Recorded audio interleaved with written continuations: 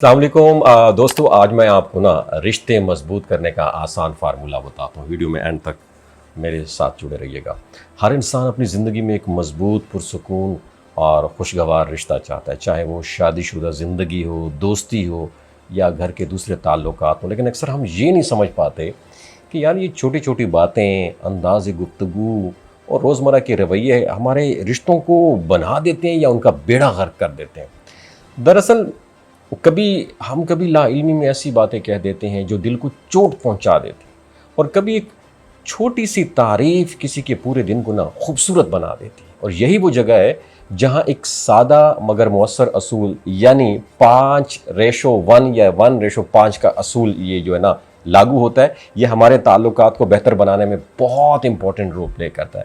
یہ جو 5:1 والی جو ریشو ہے یا 1:5 والی جو ریشو ہے یہ جو دراصل اصول ہے یہ ایک نفسیاتی کانسیپٹ ہے جو یہ بتاتا ہے کہ کسی بھی صحت مند اور مضبوط رشتے میں تعریف اور تنقید کے درمیان ایک خاص بیلنس ہونا چاہیے۔ اور اس اصول کے مطابق اگر آپ کسی کو ایک بار تنقید کا نشانہ بناتے ہیں تو اس کے مقابلے میں کم از کم 5 بار اس کی تعریف یا حوصلہ افزائی کرنا ضروری ہے۔ اس کا مطلب یہ نہیں کہ آپ مصنوعی تعریف کریں یا ہر وقت اچھی باتیں کہیں۔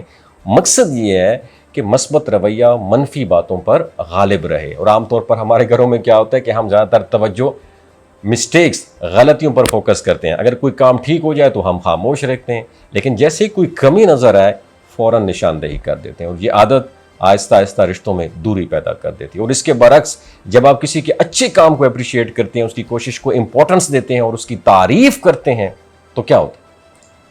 تو وہ شخص خود کو قابل قدر محسوس کرتا ہے اور رشتہ مضبوط ہوتا چلا جاتا ہے۔ اور یہ اصول اس لیے بھی کام کرتا ہے کیونکہ انسانی دماغ پازیٹیو اور منفی رویوں کو مختلف طریقے سے فیل کرتا ہے۔ جب آپ تعریف کرتے ہیں تو دماغ میں ایسے کیمیکل ریلیز ہو جاتے ہیں جو خوشی، سکون اور اپنائیت کا احساس پیدا کر دیتے ہیں، اور اس کے برعکس مسلسل تنقید یہ دماغ میں خوف، دباؤ اور فاصلے کا احساس پیدا کر دیتے ہیں۔ جب آپ 5:1 والی جو ریشو ہے، 1 دفعہ تنقید، 5 دفعہ شاباش، اس کا جب بیلنس رکھتے ہیں تو آپ کا ساتھی، لائف پارٹنر، قریبی شخص اس رشتے کو محفوظ، حقیقت پسندانہ اور خوشگوار سمجھتے ہیں۔ مثال کے طور پر آپ اپنی شریک حیات سے کہیں کہ آپ ہمیشہ دیر سے آتے ہیں، یہ اچھی بات نہیں ہے، تو یہ ایک تنقید ہے، یہ ایک تنقید ہے۔